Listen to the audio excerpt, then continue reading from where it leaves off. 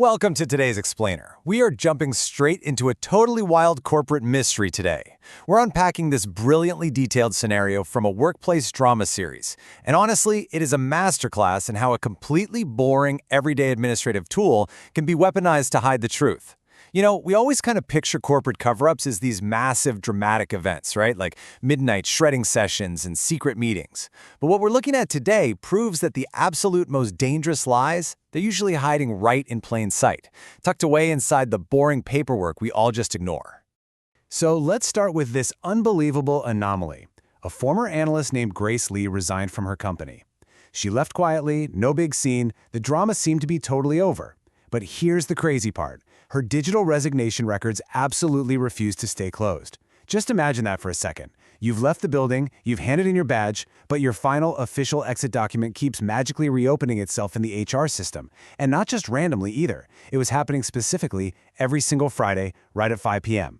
I mean, it's the perfect time for a sneaky administrative action to slip by unnoticed, right? Everyone is literally logging off for the weekend. And it's this tiny, weird digital heartbeat that kicks off our entire investigation today. And this brings us to strategy lead Maya Carter. Now, Maya is sharp.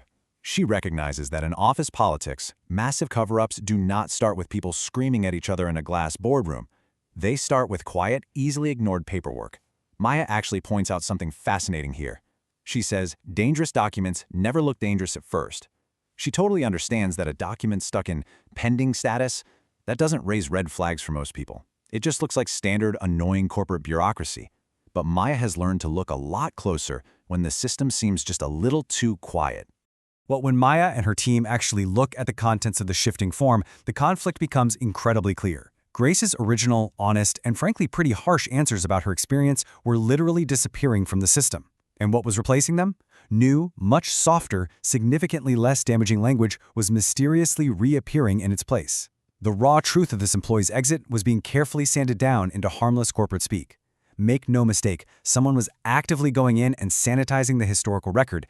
Now, of course, when questions start getting asked, the company immediately tries to shut it down with soft language. Human Resources steps in with this perfectly polite, highly technical excuse. They blame the shifting words on a simple glitch. They literally call it an unstable system sync caused by a recent audit migration. And you know, it sounds entirely plausible, right? It's exactly the kind of boring IT excuse that usually makes people roll their eyes, stop asking questions, and just go back to their desks. It is 100% designed to shut down curiosity by making the whole problem sound mechanical instead of intentional. But here is exactly where the cover-up hits a massive snag. Enter the new analyst, Aisha. She doesn't just blindly accept this polished corporate speak. Her absolute superpower is her fresh perspective. Aisha is new enough to still read the parts that everyone else just calls standard. She actually sits down and reads the small print and the metadata, literally the exact details that older, more fatigued executives have purposely trained themselves to skip over. Aisha looks at the timestamps and realizes, wait a minute, the simplest details here do not match HR's official system glitch timeline at all.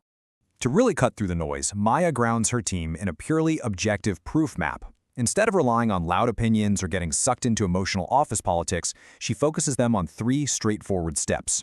Number 1, what exactly changed in the document? Number 2, who actually had the access to change it?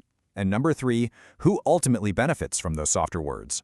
This framework is brilliant because it takes all the emotion out of the room and forces everyone to focus strictly on the undeniable mechanics of what actually happened. Naturally, as soon as this structured investigation really gets going, the pushback arrives. And it arrives incredibly politely. Board Executive Victor Hale steps in, and he tries to frame their search for the truth as something that's creating unnecessary instability for the business. It's fascinating to watch how he weaponizes the concept of damage. He uses friendly career advice and fake concern for the company as a weapon to stop the audit. It is such a classic tactic. Make the people asking the questions feel like they're the ones disrupting the peace, rather than the person who secretly altered the document in the first place. But Victor's pressure totally fails to stop the team. Why? Because Executive Assistant Nina knows a fundamental truth about digital systems. You simply cannot completely erase a trail. People who try to cover their tracks almost always focus entirely on the main document, and they completely forget that background work still generates foreground records. There are always calendar exports, task notes, receipts, digital badge logs. If you just pull enough of these background threads, the polite lie completely unravels. And to prove this, IT audit specialist Jordan takes all those background system logs and maps them directly against HR's official glitch story. A timeline emerges that proves exact sequence and intent. Okay, so the audit migration happened, sure. But then, specifically on Friday at 5 p.m., the form reopens, targeted edits are made strictly to the manager comments, and then the form deliberately returns to a pending status. As Jordan points out, this isn't just a suspicion anymore. This is an undeniable mechanical sequence of events.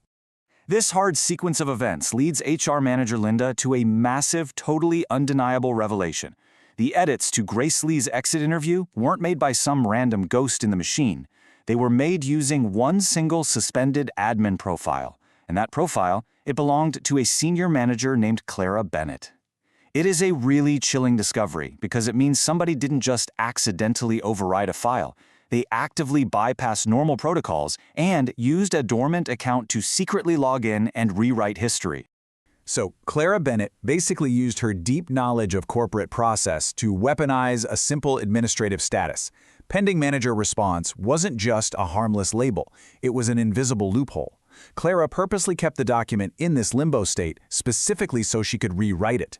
And what exactly was she erasing? She was erasing Grace's written report of the exact same intimidation tactics Clara had been using against other employees. She was literally using the exit process not to gather feedback, but to clean up her own crime scene. Once this undeniable evidence enters the room, the executives tied to Clara immediately try to soften the blow. You know the drill. They ask everyone to think about the optics, to reframe the intent, to just, move on. But independent board member Elise Warren cuts straight through the resulting corporate theater and all the excuse-making with this single incredible question. If this was harmless, why did it need to be hidden? It absolutely paralyzes the room. It strips away all the fancy HR jargon and forces those executives to look directly at the intentional deception right in front of their faces. Now, at this point, the standard corporate playbook would absolutely be to sweep the whole thing under the rug. Fire Clara quietly, fix the document, and pretend it never happened. But Maya?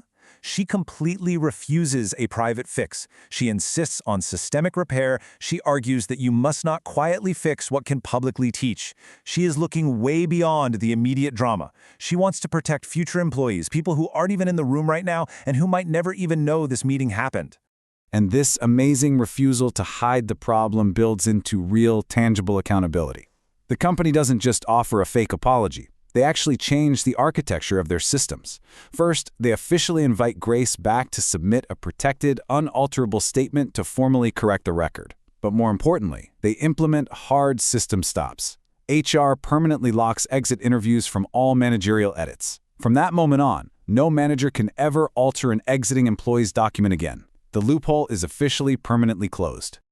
The whole story of Grace Lee's shifting document leaves us with such a vital lesson for any organization. Treating an exit interview as an opportunity for managerial cleanup, instead of treating it as vital, protected evidence, is incredibly dangerous. When people finally find the courage to leave a toxic situation and actually document their reality, their final reasons should never, ever be quietly rewritten by the very people they just escaped. It really is a powerful lesson about documentation, leadership, and just basic truth. So I want to leave you with this somewhat provocative thought about your own workplace systems. Think about it. If you resign tomorrow, do you actually know who has the administrative power to edit your final words? It is definitely something worth thinking about. Thank you so much for joining me for this explainer, and as always, stay curious.